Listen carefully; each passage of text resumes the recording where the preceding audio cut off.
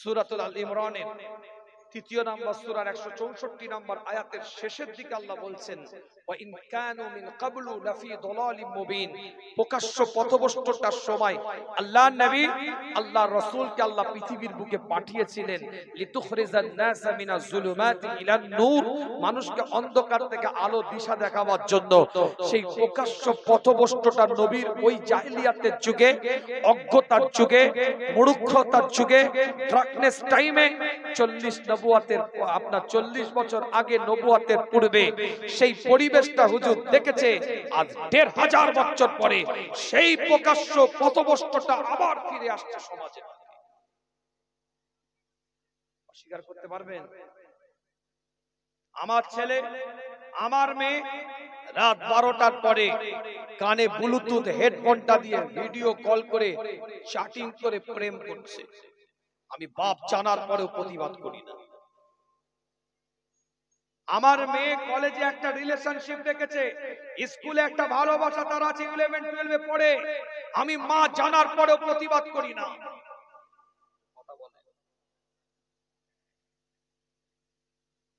স্পষ্ট কথা বলে যাচ্ছি, বিয়ের অনুষ্ঠানে ছেলে মেয়ে দুজনে গল্প করছে, সবাই জানে এদের দুজনের ভালোবাসা আছে, কেউ প্রতিবাদ করে না। 5 বছর রিলেশনশিপ থাকার পরে ব্রেকআপ হয়ে গেল, এই ডান দিকে ও বাম দিকে চলে গেল। এই 5 বছর যে জেনার গোনা হয়েছে, এটা পরিবারের অভিভাবকের ঘাড়ের মধ্যে পড়েছে, এটা মনে রাখবেন। ইসলাম তোমার আমার বাবার সম্পত্তি নয়, যা ইচ্ছা তাই মনে করবে। আপনার দায়িত্ব ছিল টাকা। যখন জানতে পেরেছেন আমার ছেলে আরেকটা মেয়েকে ভালোবাসে, আপনি মেয়ের অভিভাবককে ডাকুন, বসান, এই তুই বিয়ে কর, বিয়ে দিয়ে দেন, যত ভালোবাসা বিয়ের পরে করি। সমাজে পরকীয়াতে ভরে গেছে, কন্ট্রোলিং পাওয়ার ঠিক না রাখার কারণে 2 ছেলের বাপ 3 ছেলের মাকে নিয়ে চলে যাচ্ছে। সুপ্রিম কোর্টের আইন করা হয়েছে, পার্লামেন্টে বিল পাস করা হয়েছে, পরকীয়া বৈধতা দেওয়া হয়েছে। আমার বউয়ের হাত ধরে অন্যজন নিয়ে চলে যাবে, আমি ভ্যাল ভ্যাল করে তাকিয়ে থাকবো, প্রতিবাদ করতে পারবো না। এর নাম পরকীয়া। খোদা বাংলায় বললাম, একটা জিডিও করতে পারবেন না যে আমার বউকে নিয়ে চলে গেছে। ও স্বাধীন, যেতে পারে। আরেকজনের স্বামীর হাত ধরে আরেকজন নিয়ে চলে যাবে, সে বউ গিয়ে প্রতিবাদও করে জিডি করতে পারবে না যে আমার বরের হাত ধরে নিয়ে চলে গেছে। আইন এটা, তার মন গেছে সে নিয়ে গেছে, এর নাম পরকীয়া। সমাজ তাহলে কতটা নোংরামির দিকে যাচ্ছে চিন্তা করেন, বিবেককে প্রশ্ন করেন। সুপ্রিম কোর্টের আইনকে নাগরিক হিসাবে আমরা সুপ্রিম কোর্টের আইনকে সম্মান দেব। মেম্বার অফ পার্লামেন্টের বিল পাস হয়েছে, সেই বিল পাসের উপরে সুপ্রিম কোর্ট আইন জারি করেছে, এটাকে আমরা সম্মান দেব। কিন্তু সব আইন নিজেদের জায়গা থেকে কার্যকারিতা করলে হবে না, ঈমানের জায়গায় প্রশ্ন চিহ্ন হয়ে যাবে। সমকামিতাকে বৈধতা দিয়েছে, ছেলে ছেলেকে বিবাহ করবে, মেয়ে মেয়েকে বিবাহ করবে।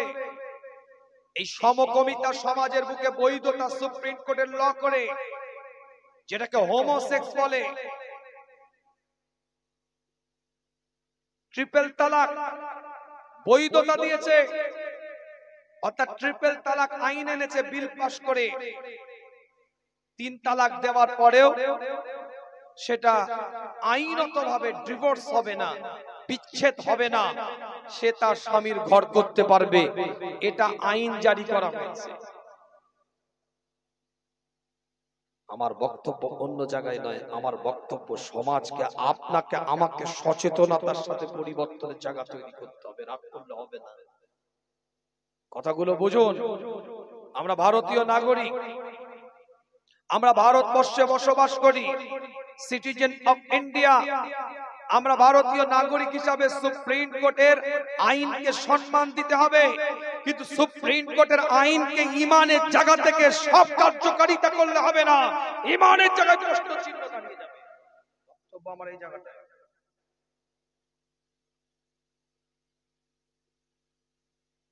আল্লাহ আমাদেরকে সকলকে সহি বুঝ দান করেন, সকলে বলেন আমিন।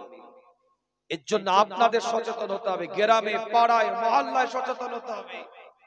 নামাজ, রোজা, হজ, যাকাত, ইবাদত, বান্দেগী, জিকির, ফিকির, মুরাকাবা, মুশাহিদা, তাজকিয়া নফস, এর দ্বারাই শুধু ইসলামকে এইভাবে গণ্ডির মধ্যে নিয়ে আসবেন না, সামাজিকতার দিক থেকে ইসলামকে বিস্তারিতভাবে ভাবুন। আপনার সামাজিকতা আছে, আপনি একটা নামাজি, আপনার বাড়ির ছেলেটা মসজিদের মাচায় বসে পাবজি খেলতে পারে না, কেন আপনি নামাজি হওয়ার পরে সচেতন হলেন না? আপনি দাড়ি আছে, টুপি আছে, পাগড়ি আছে, আপনার ছেলেটা মসজিদের হাইকালা সালা শোনার পরে মসজিদের পাঁচিরে বসে ফ্রি ফায়ার খেলতে পারে না, ড্রিম 11 এর মতন জুয়ার সফটওয়্যার নিয়ে বসতে পারে না। আপনার যখন সন্তান, আপনি একজন নামাজি, আপনার সম্মানের দিকে তাকিয়ে ওই সন্তানটাকে গড়ে তুলতে হবে ছোট থেকে। কথাটা ঠিক ছিল? আপনি নামাজি, কিন্তু আপনার মেয়ে পুকুর ঘাটে বেপর্দা অবস্থায় গোসল করছে, পাগলামি হচ্ছে নাকি? কথা কিছু বুঝতে পারছেন না? বুঝতে পারেন, রাগ করবেন না।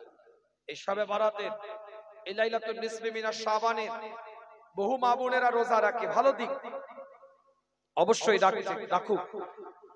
কেন মাসের 3 দিন 13, 14, 15 রোজা হুজুর এমনি রাখতেন, তো তার মধ্যে পড়ছে আবার আলাদা ভাবে পরের দিনও রোজা রাখা মুস্তাহাব, বহু হাদিসের দ্বারা প্রমাণিত। আমি সেদিকে বিস্তারিত ব্যাখ্যায় যাব না, অবশ্য আলোচনা পড়ে আছে ওদিকে, আমি যাব ওদিকে। কিন্তু মূল কথা যেটা বলতে চাইছি, শবে বারাতের রোজা রেখে, মুহররমের রোজা রেখে বহু পরিবারের মেয়েরা আধন্যাংটা হয়ে রাস্তায়, এমনও পুকুর ঘাটের মধ্যে ছেলে মেয়ে একসাথে গোসল করছে, কিন্তু সে নফল রোজা রেখে বসে আছে।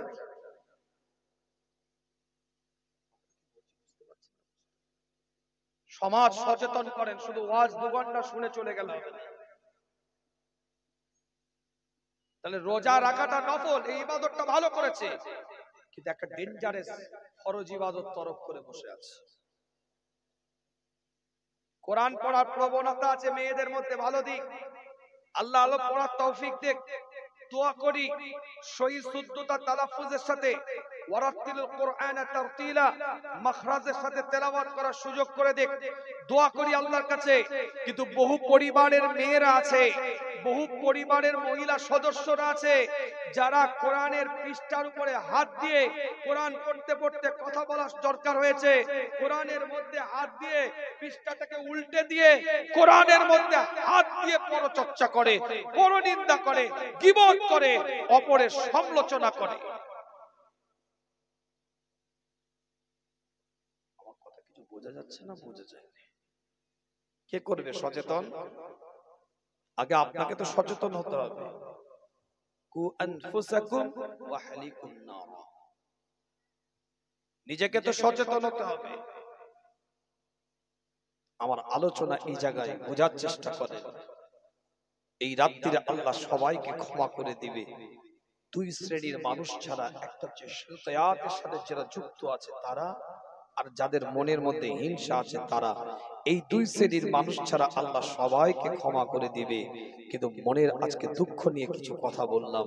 জীবন যদি তৈরি না করতে পারেন এই মাসের মধ্যে, কবে শিখবেন?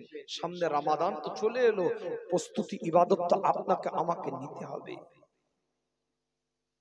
আল্লাহ নবী, আল্লাহ রাসূল, সাহাবে কেরাম হুজুরদের সাথে আলাপ আলোচনা করে, সাহাবে কেরাম হুজুরদের সাথে কথাবার্তা বলতে থাকে। মুসান্নাফে আব্দুর রাজ্জাক বলে একটা কিতাব আছে, সেই কিতাবের মধ্যে হাদিসটাকে দেওয়া হয়েছে। বহু হাদিসের কিতাবে হাদিসটাকে নিয়েছে, মিশকাতুল মাসাবির মধ্যে হাদিসটা এসেছে।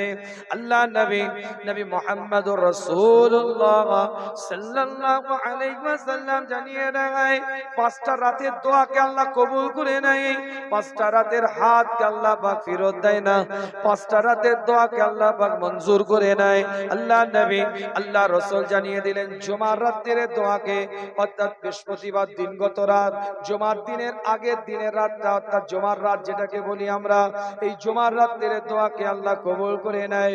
দ্বিতীয় নাম্বার রজবের প্রথম তারিখের অর্থাৎ রজবের প্রথম তারিখ কালকে হবে, আজকে যে রাতটা অতিক্রম করছি আমরা, এই রাতটাকে আমাদের আল্লাহ দোয়াকে কবুল করে নিতে থাকে। তৃতীয় নাম্বার আমরা আল্লাহ ঈদুল ফিতরের রাতের দোয়াকে কবুল করে নেয়, অর্থাৎ শাওয়াল মাসের প্রথম রাতের দোয়াকে আল্লাহ কবুল করে, যেটাকে আমরা ঈদুল ফিতরের রাত অর্থাৎ চাঁদ রাত বলে থাকি, সেই রাতের দোয়াকে আল্লাহ পাক কবুল করে। আল্লাহ নবী জানিয়ে দেয় আল্লাহ পাক আমার মাওলা পরওয়ারদিগার জিলহজ মাসের 10 তারিখের রাতের দোয়াকে কবুল করে, যেই রাতটাকে আমরা বলি কুরবানির ঈদুল আজহার রাত বলে থাকি, সেই রাতের দোয়াকে আল্লাহ পাক কবুল করে নেয়। আল্লাহ নবী মুহাম্মদ রাসূলুল্লাহ সাল্লাল্লাহু আলাইহি ওয়াসাল্লাম জানিয়ে দেয়, কিতাবটা খুলে দেখে পরিষ্কার করে লেখা আছে, হুজুর আমার এলান করে দেয় লাইলাতুন নিসফি মিনাশ শাবান, 14 তারিখের দিন গত রাত মধ্য রজনীর রাত, ওই শাবান মাসের এই রাতের দোয়াটাকে আমার আল্লাহ কবুল করে নেয়।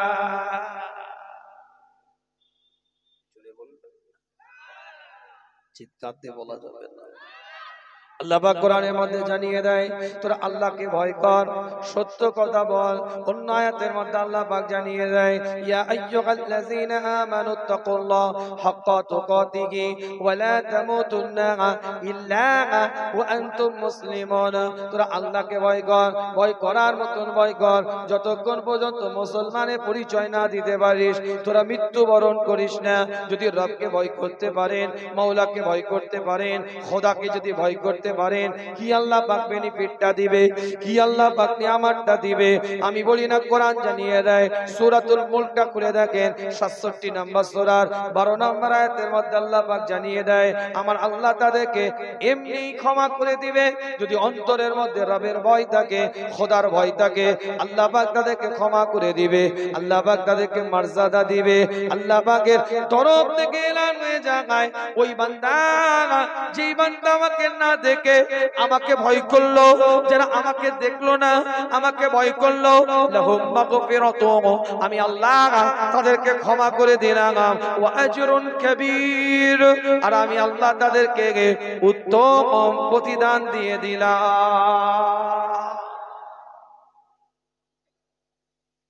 সূরাতুল আহজাবের 71 নম্বর আয়াতের মধ্যে আল্লাহ জানিয়ে দেয় يصلح لكم أعمالكم ويغفر لكم ذنوبكم ومن يطع الله ورسوله فقد فاز فوزا عظيما। ছোট্ট করে বলে যায় আপনাদের খিদমতে, ভুল আছে ত্রুটি আছে, জীবনটাকে তৈরি করেন, একটা জীবনটাকে বানিয়ে নিতে হবে, শরীয়ত অনুযায়ী জীবনটাকে তৈরি করতে হবে। রুট পরিবর্তন হলেও রবের রাস্তায় ফিরে আসতে হবে, নিজেদের গুনাহগুলোকে খেয়াল করে, এই মুতাবারাক মাসটার কথা চিন্তা করে, মুতাবারাক রাতগুলোর কথা চিন্তা করে একটু ফিরে আসতে হবে, রবের দরবারে একটু চলে আসতে হবে, খোদার দরবারে একটু চলে আসতে হবে, শরীয়ত অনুযায়ী জীবনটাকে তৈরি করে নিতে হবে।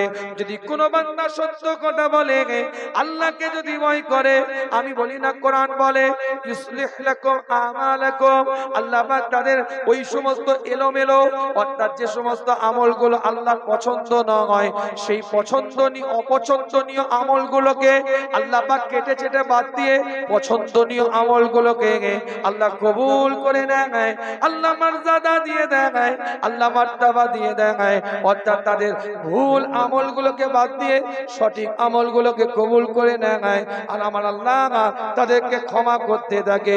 প্রকৃত সাকসেসের মানদণ্ড কি? বাড়ি আছে, টাকা আছে, অর্থ আছে, সম্পদ আছে, ব্যাংক ব্যালেন্স আছে, সুন্দরী বউ আছে, দুটো ছেলে, তিনটে ছেলে, তিনটেই চাকরিজীবী, চারটে জামাই, চারটে শিল্পপতি, এটা প্রকৃত সাকসেসের মানদণ্ড নয়। প্রকৃত সাকসেসের মানদণ্ড আমি বলিনি, কোরআন বলছে, কিতাবটা খুলে দেখেন পরিষ্কার করে আল্লাহ মাওলা পরওয়ারদিগার জানিয়ে দেয় একজন মানুষ সাকসেস হয়ে গেছে, উত্তীর্ণ হয়ে গেছে, আপনি বুঝবেন কি করে? দাপট আছে, ক্ষমতা আছে, পাওয়ার আছে না, এর দ্বারাই নয়।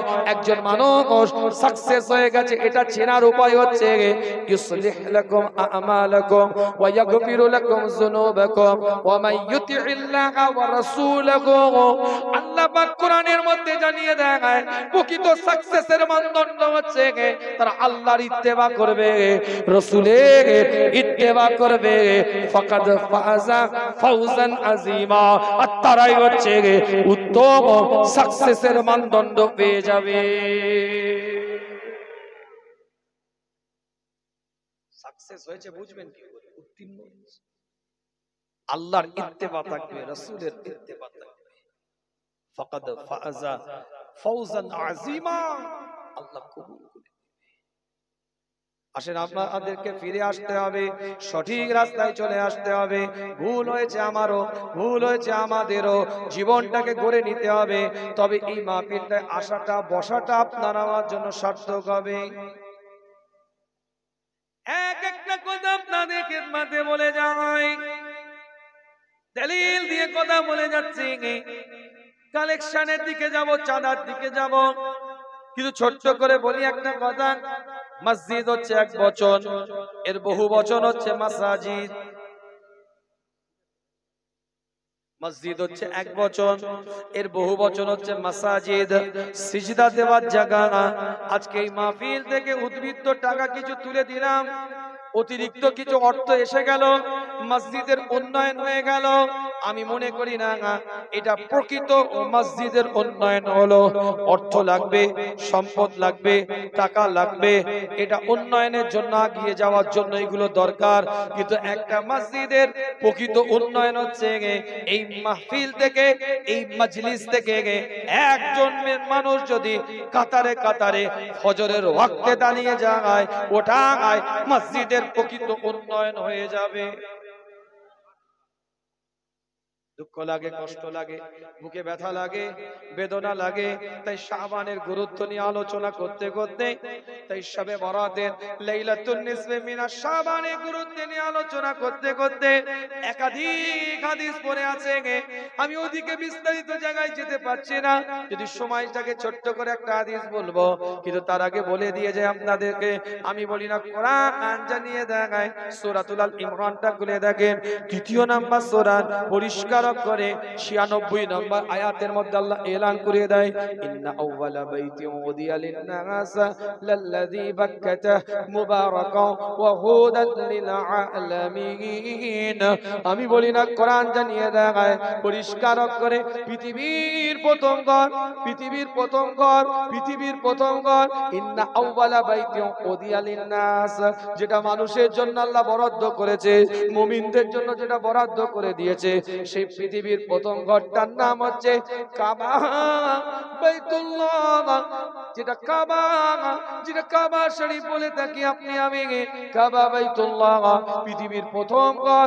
আল্লাহ কোরআনের মধ্যে বলছেন লাল্লাযী বাক্কাতা, যেটা বাক্কার মধ্যে অবস্থিত, যেটা মক্কার মধ্যে অবস্থিত, যেখানে যারা ওখানে যাবে, যারা ওই জায়গায় দাঁড়িয়ে যাবে, তাদেরকে আল্লাহ মুবারক করে দিবে, ওয়া হুদাল লিল আলামিন। আর যারা কাবার সামনে দাঁড়িয়ে থাকবে, আল্লাহর পক্ষ থেকে ওটা হেদায়েতের কারখানা, আমার আল্লাহ তাদেরকে হেদায়েত দান করে দিবে।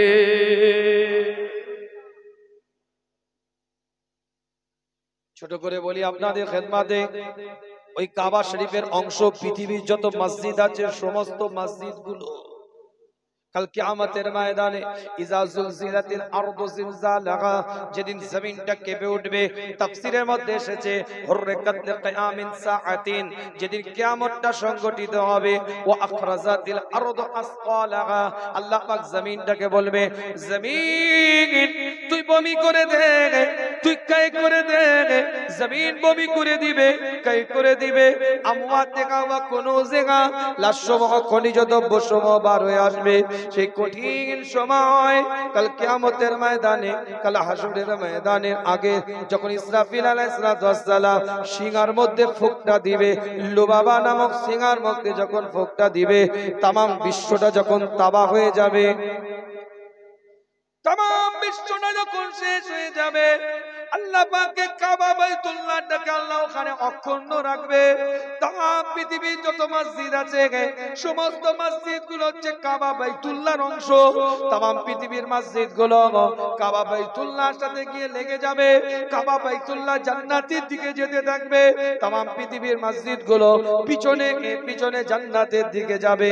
যেমন রেলের ইঞ্জিন আগে থাকে, বগি পিছনে থাকে, ইঞ্জিন যেদিকে যায় বগিও সেই দিকে যায়। ওই রকম কাবা বাইতুল্লাহ আগে আগে যাবে, তাম পৃথিবীর মসজিদগুলো তার পিছনে পিছনে যাবে। রেল যেমন প্যাসেঞ্জার বিগিন যায় না, মসজিদও তেমন মুসল্লি বিগিন যাবে না। কাবা বাইতুল্লাহ জান্নাতে, তাম পৃথিবীর মসজিদগুলো জান্নাতে, আর তাম পৃথিবীর মসজিদের মুসল্লিগুলোকেও আমার আল্লাহ জান্নাতি বানিয়ে দিবে।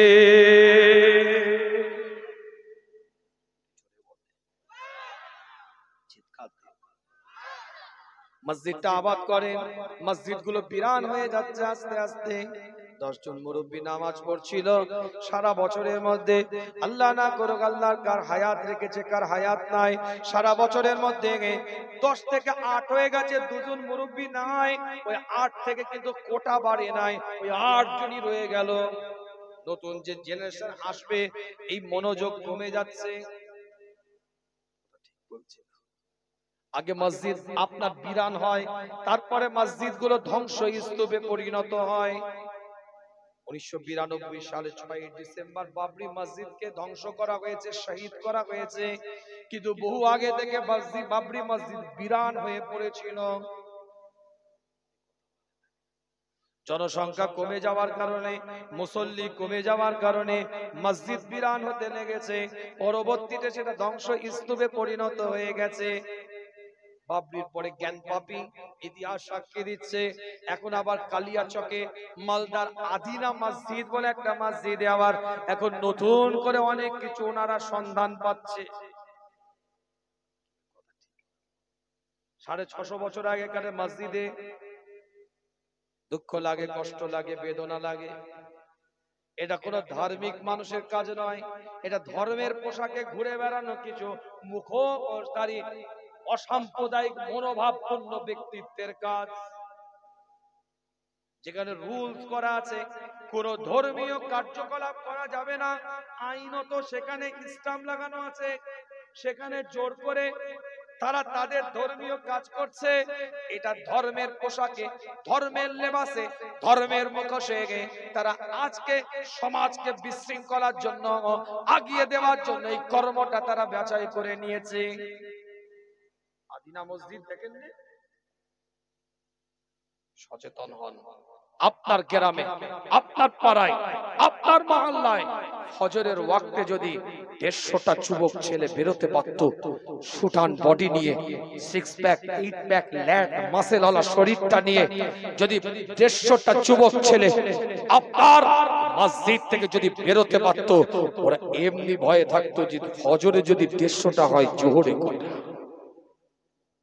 ডিজের ভলিউমটা তোমার মসজিদের দরজায় এসে বেড়ে যেত না, ড্যান্সটা তোমার মসজিদের সামনে করার সাহস পেত না।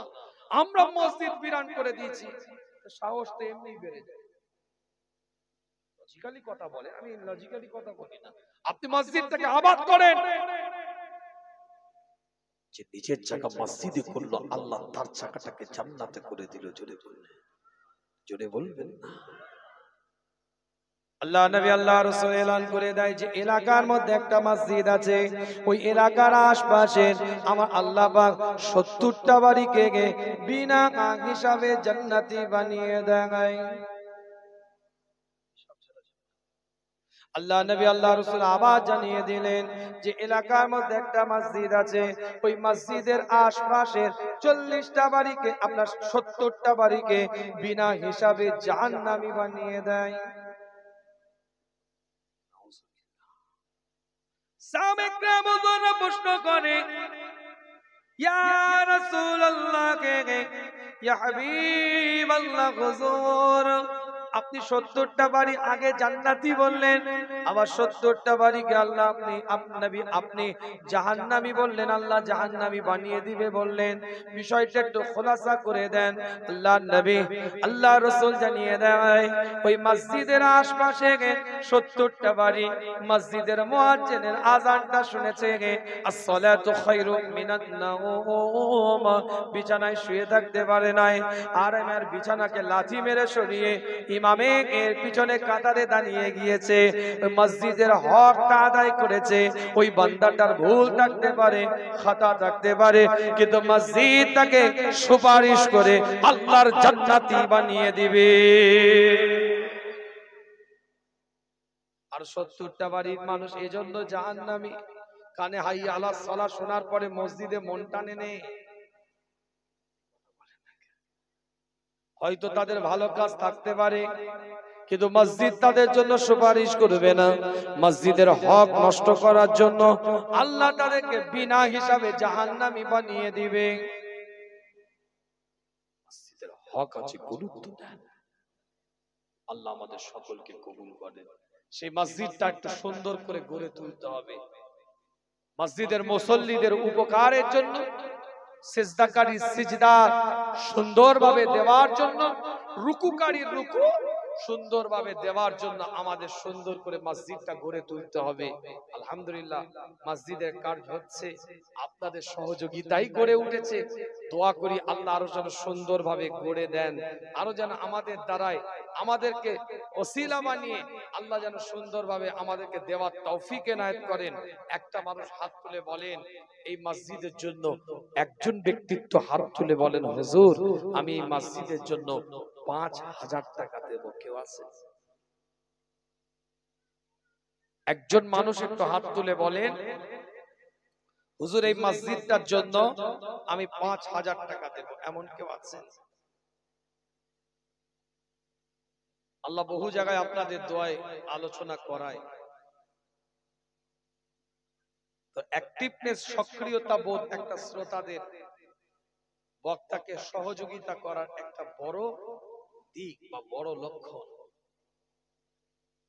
যাই হোক, 1.5 ঘন্টার উপরে আলোচনা প্রায়, তারপরেও যেটুকুন কথা বলেছি দলিল আদিল্লা ভিত্তিক কথা বলেছি, আলোচনা পড়ে আছে যেহেতু চাঁদার ব্যাপার, এদিকে আসতে বাধ্য হলাম। তো একজন একটু হাতটা তুলে বলা যাবে যে হুজুর আমি 5000 টাকা দেব, এমন কেউ আছে? 5000 টাকা দেনেওয়ালা কেউ আছেন? আল্লাহ নবী আল্লাহ রাসূলের সাহাবা হযরত বেলালের দিকে তাকিয়ে আমার রাসূল এলান করে দেয়, বেলাল তুমি আল্লাহর রাস্তায় দান করো। কোন বেলালের দিকে তাকিয়ে হুজুর বললেন যে বেলালের শরীরটার মধ্যে কেবল মাত্র একটা 70 টাকার মতন কাপড়। সেই বেলালের দিকে তাকিয়ে হুজুর বললেন বেলাল তুমি আল্লাহর রাস্তায় দান করতে থাকো। 5000 টাকা দেনেওয়ালা কেউ আছেন? কত টাকা কত দিক দিয়ে চলে যায়, ডাক্তার নিয়ে নেয়, উকিলে নিয়ে নেয়, রোগ হয়েছে 1000 ট্রিটমেন্ট দিয়ে দেয়, ব্লাড টেস্ট দিয়ে দেয়, এটা সেটা ওটা দিয়ে বিভিন্ন ভাবে মানুষকে ব্যয় করাবার চেষ্টা করে। বহু ডাক্তার এরকম আছে। দোয়া করি আল্লাহর কাছে আল্লাহ রোগ মুক্ত জীবন দেখ, শেফায়ে আদিলা কামেলা নসিব করুক। কত উকিল আছে, কত রকম সেটআপ করে ভাই ভাইয়ের মধ্যে ঝগড়াকে বজায় রেখে অর্থ কামাবার চেষ্টা করে। দোয়া করি মিল মোহাব্বতে জীবন আল্লাহ গড়ে দেখ। এমন কেউ নাই হুজুর এই মাহফিলের জন্য, আপনার এই মসজিদের জন্য, আপনাদের এলাকার মসজিদ, যে হুজুর আমি 5000 টাকা দেব, এমন কেউ আছেন? 5000 টাকা দেনেওয়ালা কেউ আছেন? আচ্ছা 3000 টাকা দেনেওয়ালা কেউ আছেন? 3000 কত টাকা কত দিক দিয়ে চলে যায়। 3000 টাকা দেনেওয়ালা কেউ আছেন? আল্লাহ পাকের একজন ওলি বান্দা রাস্তা দিয়ে হেঁটে হেঁটে যাচ্ছে, হাতে একটা রুটি। একজন ক্ষুধার্ত মানুষ এসে বলেছে যে আপনি একটু রুটিটা দেন, আমার খুব খিদে পেয়েছে, আমি ক্ষুধার্ত, আমাকে খাবারটা দেন। আল্লাহর ওলি ওই রুটিটা হাতে তুলে দিয়েছে। ওলির সঙ্গী হিসাবে একটা যুবক ছিল। বাড়ির মধ্যে যাওয়ার পরে আল্লাহর ওলির দিকে তাকিয়ে বলছে হুজুর একটাই তো রুটি ছিল আপনার কাছে, সেটাও তো ওই ক্ষুধার্ত মানুষটা চাইলো, আপনি দিয়ে দিলেন। কি খাবেন? কি খাবেন? আল্লাহ নবী, আল্লাহ রসুল হুজুর পাক সাল্লাল্লাহু আলাইহি সাল্লাম দানের বিভিন্ন ফজিলতের কথা বলেছে। আল্লাহ পাকের ওলি বান্দা বলছে, কিতাবের রিওয়ায়াতের মধ্যে এসেছে যে সময় আসলে বুঝতে পারবে। হঠাৎ